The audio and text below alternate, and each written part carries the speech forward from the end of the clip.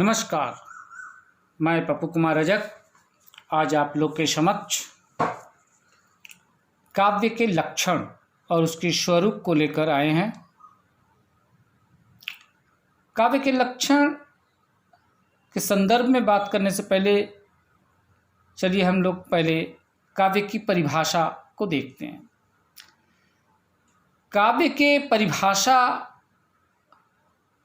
अगर हम देखते हैं तो मेदिनी कोश में कहा गया है कि कवेरिंद कार्य भावो बा, अर्थात कवि के द्वारा जो कार्य संपन्न हो उसे काव्य कहते हैं।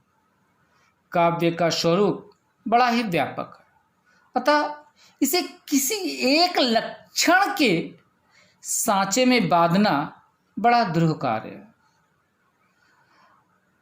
और इसी काव्य के परिभाषा के संदर्भ में पंडित भगीरथ मिश्र जी कहते हैं कि काव्य जीवन और सत्य को संवेद्य बनाने वाली शब्द रचना है।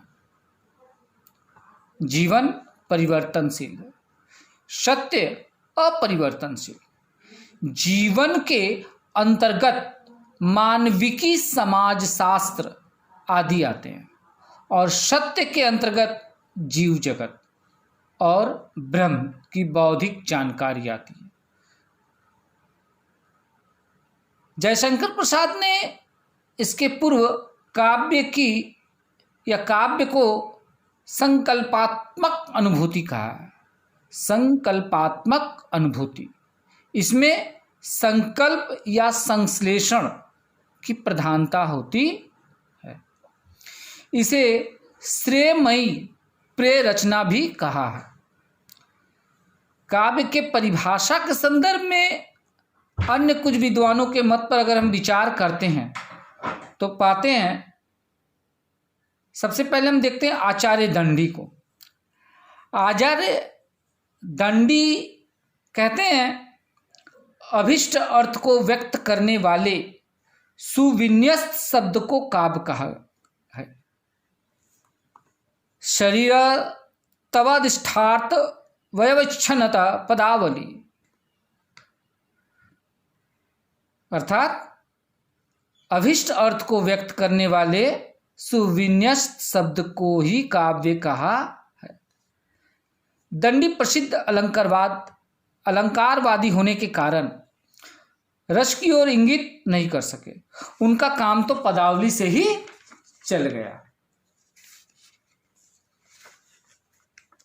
इसके पश्चात आचार्य रुद्रट कहते हैं ननु शब्दार्थो काव्यम,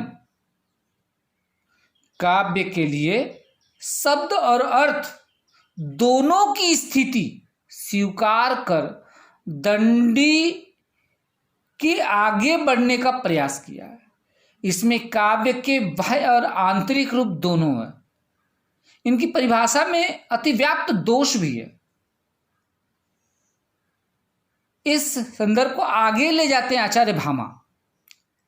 आचार्य भामा अपनी पुस्तक काव्यालंकार में रुद्रट के कथन की पुष्टि करते हुए उसमें सहितो शब्द जोड़ देते हैं, केवल सहितो शब्द। रुद्रट कहते हैं ननु शब्दार्थो काव्यम और भामा कहते हैं शब्दार्थो सहितो काव्यम, अर्थात शब्द और अर्थ का संयोग ही काव्य है। वहीं आचार्य मम्मट ने अपने पुस्तक काव्य प्रकाश में लिखा है कि तद्दर्शो शब्दार्थो सगुणावनालंकृति पुनः क्वापि, तद्दर्शो शब्दार्थो सगुणावनालंकृति पुनः क्वापि, अर्थात ऐसी रचना को हम काव्य कहते हैं जिसमें दोषों का अभाव और गुणों का समावेश हो। आचार्य विश्वनाथ कविराज के अनुसार अगर उसकी परिभाषा, काव्य की परिभाषा देखते हैं तो पाते हैं हम क्या कहते हैं, वाक्यम रसात्मक काव्यम, कहकर संतोष अवश्य धारण किए, किंतु रसात्मक शब्द बड़ा व्यापक है। एक वाक्य, एक व्यक्ति को सरस मधुर लगता है, दूसरे को नहीं। अतः यह परिभाषा भी निर्दोष नहीं है। रसात्मक वाक्य ही काव्य है इनके अनुसार। वहीं पंडित राज जगन्नाथ कहते हैं, इसमें जोड़ते हुए आगे बढ़ाते हैं कि रमणीयार्थ प्रतिपादक शब्द काव्यम। रमणीयार्थ प्रतिपादक शब्द काव्यम, अर्थात रमणीय अर्थ के प्रतिपादक शब्द, क्या रमणीय अर्थ के प्रतिपादक शब्द को काव्य कहते हैं। पंडित राज के रमणीयार्थ में अतिव्याप्ति दोष है। महाकाव्य और नाटक में सब वाक्य रमणीयार्थ हो ऐसा संभव नहीं हो सकता। अब चलते हैं थोड़ा सा पाश्चात्य काव्य शास्त्री या पाश्चात्य आलोचक काव्य के लक्षण के संदर्भ में क्या कहते हैं। प्लेटो ने काव्य को नकल की नकल कहा है, अर्थात प्लेटो का जो अनुकरण सिद्धांत में हम लोग देखते हैं, जिसमें कहा गया है कि प्रकृति का नकल है, अर्थात नकल की नकल ही काव्य है। और वहीं डॉक्टर जॉनसन ने भी छंदोबद्ध रचना को काव्य माना है। डॉक्टर जॉनसन का क्या कहते हैं कि छंदोबद्ध रचना ही काव्य माना है। Poetry is a metrical composition. Poetry is a metrical composition, अर्थात छंदोबद्ध रचना को ही उन्होंने काव्य माना है। प्रसिद्ध आलोचक मैथ्यू आर्नल्ड पर अगर हम ध्यान देते हैं तो उन्होंने काव्य को जीवन की समीक्षा कहा है। उन्होंने काव्य को जीवन की समीक्षा। Poetry is at bottom a criticism of life. Poetry is at bottom a criticism of life, अर्थात काव्य को जीवन की समीक्षा कहा। प्रसिद्ध विद्वान टी कार्लमॉल ने कहा है कि काव्य एक उच्चरित संगीत है। Poetry is an articulate music, अर्थात एक उच्चरित संगीत। और वहीं हमारे रीतिकालीन प्रसिद्ध कवि केशवदास जी कहते हैं काव्य की परिभाषा को बताते हुए कि यद्यपि सुजाति सुलक्षणी शुभ्र सरस सुब्रेत भूषण बिना न सोहाई कविता वनिता में। यद्यपि सुजाति सुलक्षणी शुभ्रन सरस सुब्रेत भूषण बिना न सोहाई कविता वनिता में, अर्थात काव्य में रस, छंद और शब्द के साथ अलंकार की भी उपस्थिति अनिवार्य है। काव्य में रस, छंद और शब्द के साथ अलंकार की भी उपस्थिति अपरिहार्य, अर्थात बहुत ही जरूरत है।